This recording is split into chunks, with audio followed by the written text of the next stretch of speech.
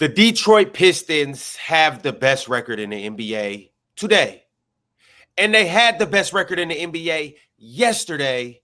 But despite that, the San Antonio Spurs delivered the ultimate knockout blow and really just outmatched, outclassed, out-physicaled, out-thought, outplayed, out-everything, out-defensed the Detroit Pistons through and through. Fellas, we are going to talk all about this game because this is a major game. It was the number 2 team in the West and the hottest team in the NBA, the San Antonio Spurs, coming in with an 8-game winning streak and ultimately extending that to a 9-game winning streak. MVP candidate Victor Wembanyama going up against the Detroit Pistons. Once again, the team that is number 1 in the East, the team that surprisingly has the best record in the NBA, a team that was on their own 5-game winning streak, and a team that's one of the best defenses in the NBA. It was a clash of titans in today's current NBA landscape, and it was a good game. It was as good as advertised. I can't wait to talk about the style of play. I can't wait to talk about what the Stars did. However, we are going to dive into this by way of Super Chat from No Longer Gate. He said Jalen Brunson dropped 61 on the same Spurs team, by the way. Hashtag best point guard in the East. Well, first of all, Ron, that's not the same San Antonio team. Yeah, he's 5 for 26. And it's not the same San Antonio team last year. What always bothered me, Penn, was how people look at players, especially young players, and this is who they are. Like, Castle's not going to be better next year. Like, Devin Vassell is not going to be better. It's not the same Castle from last season. This isn't the same Devin Vassell from last season. I don't think this is the same Wemby from last season. Like, this is a different group. This is a completely different group from last year. And I think that Detroit, what they tried to do was they tried to bring the fight to San Antonio right from the beginning. I mean, I said this to Ron last night. For lack of a better term, Penn, they tried to bitch them. That's exactly what they tried to do right from the beginning. They tried to rough Detroit up. I mean, they tried to rough San Antonio up, and they thought that game plan was going to be the difference in them winning. And I think it surprised San Antonio in the beginning. And with it surprising San Antonio, they were able to jump on them the way they did. But once the game started to calm down, once the game started to calm down, they recognized that, all right, we can stand up to the physicality. And once they started playing, I think we saw a different San Antonio team, and I thought that they absolutely handled Detroit. I want to start by saying that this was a through and through great game. And the reason why I appreciated it, being a 90s baby, is because it gave me that 2000s feel. No kids out here, Ron. This is an adult game yesterday. No children. None. Go sit on the sideline and watch. Go sit. And that's why I picked. That's why when we had our Splash Sports yesterday, Ox. That's why I had picked the less on Harper, because I didn't think he'd play much. Because I didn't think that he'd play much, because wasn't no kids out there yesterday, Ron. It was all adults.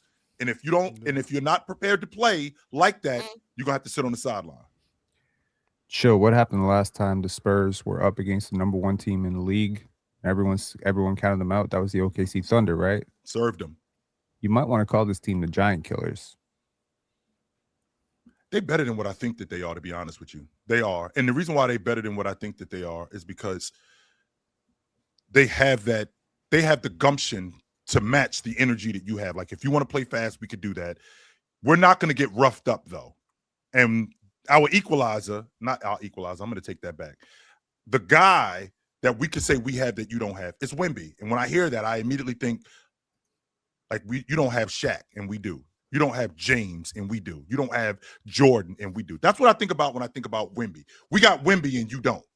And I think that's as the resident Spurs fan, the biggest problem the league has with the Spurs is that Fox is gearing up to run full throttle through teams in the playoffs. ... Oh, and hashtag Area 51, hashtag Castlegate, hashtag Spurs Dynasty 2.0 loading. I told y'all what was about to happen. What's about to happen, Anime? I mean, is it June already? Did they win the NBA championship? Am I bugging out? Like, am I in the future? So It's just a matter of time. Popping all the That's number what it one is. teams. Cheer. They Okay. popping all Yeah, the. It's they just are. a matter of time. I Yes, told they this are. was the finals preview. I've been telling you. All You did say season. you did say That's that. what we seen Yes, last you night. did. Was the finals preview. Shout out Mars. Right just now, don't- the Spurs are 1-0. That's Them all boys I in trouble. seen. The Spurs are I just 1-0. don't know. I Detroit in just don't trouble. know if the Spurs. I just don't know if the Spurs can beat Denver. But shout out to the Spurs. Though. I don't want to even go into all that. I don't want to turn this into a Don't let bash Swiper because- pop his big head ass. because, you know, And all they got to do is keep the game close in the clutch, and they'll win the game. That's what they need to do. I mean, the Spurs Yeah, like that's to okay. watch. I like to watch that though because when I said that he was a carnivorous American, you know, I probably shouldn't have said that. Some people got upset and they were like, "Well, that carnivore was getting shitted on last night." I wouldn't say that. No, he I was think, not. I think Yes, Jalen he Duren and Wemby went band for band last night. Yeah, They didn't go. and Wemby didn't play that great on offense until and- later on in the game. And Like, the it was a good the matchup. thing It was a too, good the thing too, it's like Wemby. It's good to see that. Well, I never thought he did, and I never said he did. But Wemby never, to me, he's not ducking anything. Like I told y'all before, like I love Wemby's attitude. You know what I'm saying? I love how he is super aggressive and he's like not trying to be friendly. So I like the way that They ain't I even like shake that type of hands. matchup. They ain't shake hands after the game, Ox. Everybody went to half court. Jalen Duren went that way. Wemby went that way. Right, because they was I'll see you again. serious. They was I'll serious see you out there. soon. That wasn't. I'll see you again. Yeah, that was. That's what that was. That wasn't about no fun for them. That wasn't about like, oh, let's go play. No, that was about like, I want to kill this dude right here. I'll see know you what I'm again. saying? And I like that from Jalen Duren. I like that from Wemby. I like that style of basketball. And like you said, Ron, just takes it was nostalgic. You know how they call us nostalgia merchants. That's what I like to see right there, man. I'm tired of all that. It was cute-ass also the basketball bigs shit. guarding the bigs. That's a rare sight. Imagine that, Mars. that. Imagine That's deal a rare, with that's a rare matchup. sight in Imagine today's that. world. And they were guarding. Imagine I got to that. deal with him. This is my matchup, not Man, some no. other Hey, nonsense. chill. And the flaws sir. that the Detroit Pistons had that me and you talked about. Did you not see them last game? Yes, I did. Yeah, there you go. I would just What bringing that flaws back. though, Jordan? Not to necessarily don't dive have back the in the floor conversation, but just to talk about what flaws we seen in that game last They night. don't have the floor spacing. Like literally every single time somebody gets the ball, it's so easy for the Spurs to even switch sometimes. Like they're running pick and roll action. Wemby what you call that, a jump switch or some shit like that. I forgot what the term for it. But like he switched off ball like so easy because they don't fear nobody on the perimeter. Like it's like every time Cade attacks, it's 4 or 5 people right there. So you wonder why he's shooting so bad. Like he's forcing a lot of shots in the paint, but that's going to happen when you just don't have the floor spacing. You don't have the elite shooters on the outside that you're supposed to have. Like Duncan Robinson is one of those things, but he's off and on type of guy. Tobias Harris is not necessarily a floor spacer. He's a bucket getter, but at the end of the day, Detroit gonna have a problem until they get really like elite catch and shooters. Like the thing about the Spurs is every single time you play good defense on them, you stop them. They were able to get 2 feet in the paint, kick that ball out. Devin Vassell cashing out threes, Champagnie cashing out threes at the right moment. And even sometimes you swing that thing and you not the fact that Wemby gonna make all his threes, but it's the fact that he can stretch the floor too. So it's only a matter of time before you break. And that's what the Sure. Pistons did last night. Sure, I could get with Are that. we overreacting to a team that just didn't shoot well? No. Are we maybe no, we're not. overreacting No, to we're a not team? Well, overreacting. a bad shooting team not shooting well isn't really an overreaction. It's No, more it's so not. What they that's- shoot? that's- 18%. Penn, this is something that we complained shot about. 18 Like, Cade in 19 from three, particular, 37, Cade- but 37 from the field though. Cade in particular, this is something that I was concerned with from the beginning. So, like, no, I don't think we're overreacting at all. No, I don't.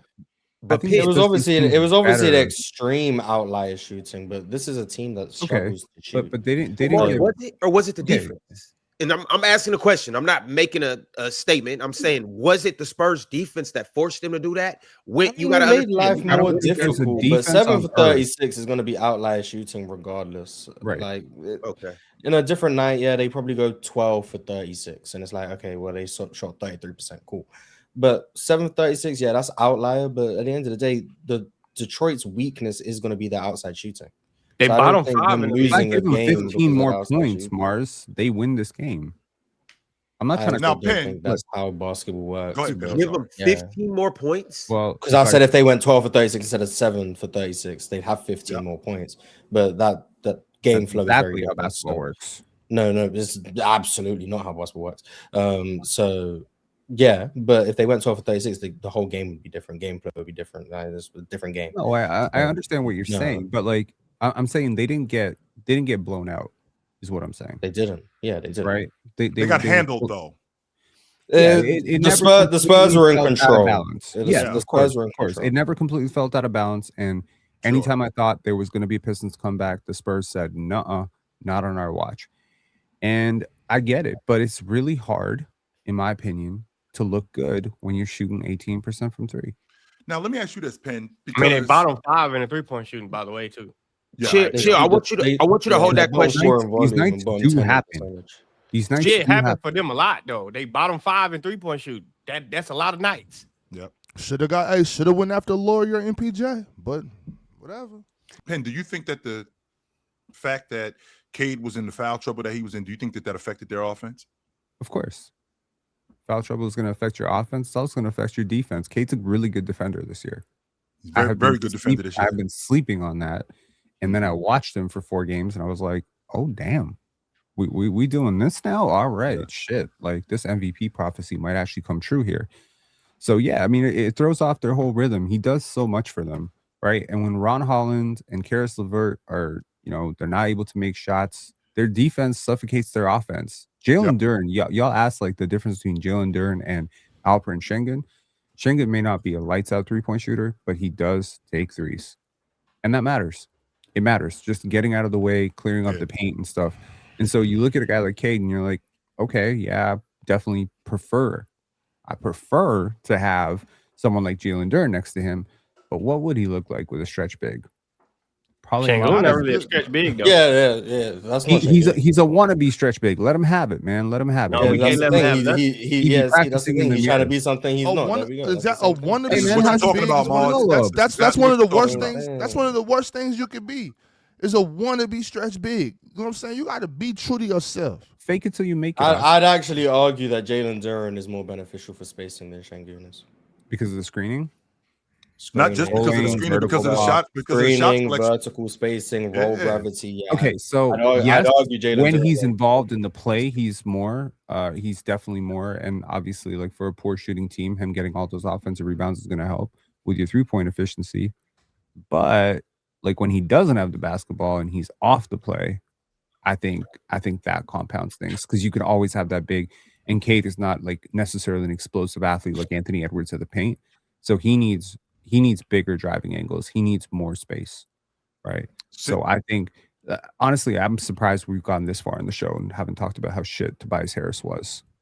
Şengün's a well, we were. That was something I was going to get to, but Penn, I want to make sure that I'm clear on what Jalen Duren is as a not just a vertical, to Mars' point, vertical spacer. Like when you play within yourself, when you play within yourself, you keep the defense honest. So a guy like Wemby, who covers as much space as he does, he knows that that Jalen Duren can knock down a mid-range jump shot. So because I cover as much space, I do have to get out to that. If I know that Şengün is at the long ball line, I know that I'm baiting him into shooting that, which leaves me in the paint, which allows me to rebound more because he's not going to offensive rebound, which gives my team even more of an advantage.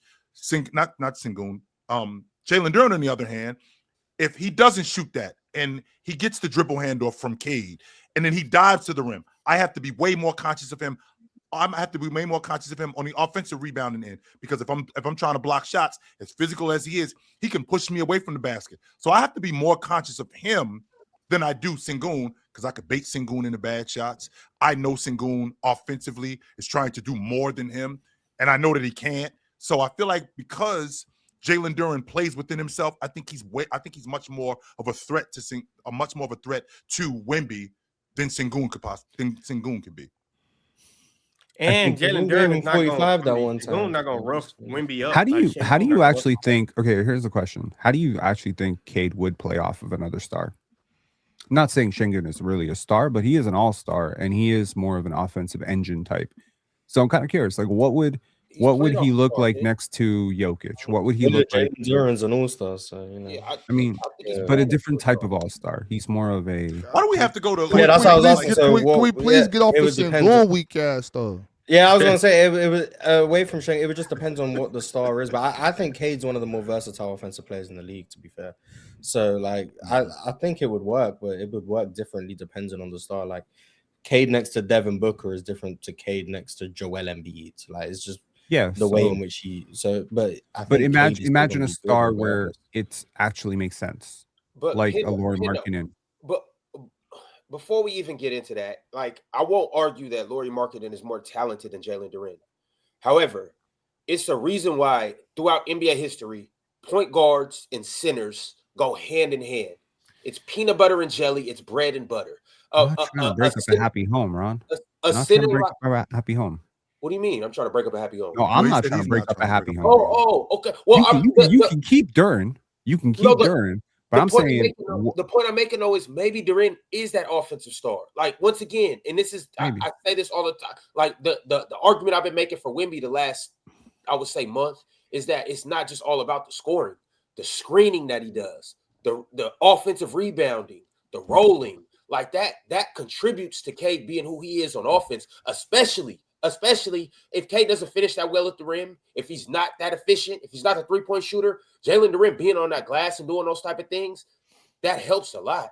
Carving out space in the paint, catching those alley-oops, like maybe that traditional big man is the best offensive pairing for him. I just think that their style of play is conducive to winning. It just didn't happen last night. And it didn't happen last night, one, because both Jalen Duren and Cade got into foul trouble, and two, that physicality got matched. So when Cade Cunningham has Castle on him and he pushes Castle to the floor and Keldon Johnson comes along and goes, that plan that you got, nah, you got to do something else because that's not going to work. We ain't going nowhere. Now they recognize that, yo, we got to play, Ron. And now when you guys have to play with Cade not being able to get downhill because he's in foul trouble, in addition to Cade being in foul trouble, Fox is taking advantage of him, even though Fox didn't shoot it very well, but he's taking advantage of him because he's getting to the rim. I feel like Detroit's style of play is conducive to winning, not just in the East. It's conducive to winning. It just didn't work last night. I mean, well, they've won the most games. Yeah, that's what I'm saying. It's definitely conducive to winning. Yeah, you lose regular season games. It happens. I don't think it's like, oh, it's over for Detroit or whatever, but I do think they're gonna have concerns come playoff time, in my opinion. It's gonna be with the outside shooting and just their overall offensive proficiency outside of Cade. Yeah. I think San Antonio is just a team that is well equipped to match up with them because when you have a 7'5" guy who can take away the paint, it makes life difficult for a team that can't shoot the ball particularly great. So I'm not saying that means that the Spurs would beat the Pistons in a series or whatever, but I do think it means that it's a tough matchup that they might have to figure some things out, might have to try and address those flaws in the offseason, whatever the case may be. But it's a fun game. I enjoyed watching it.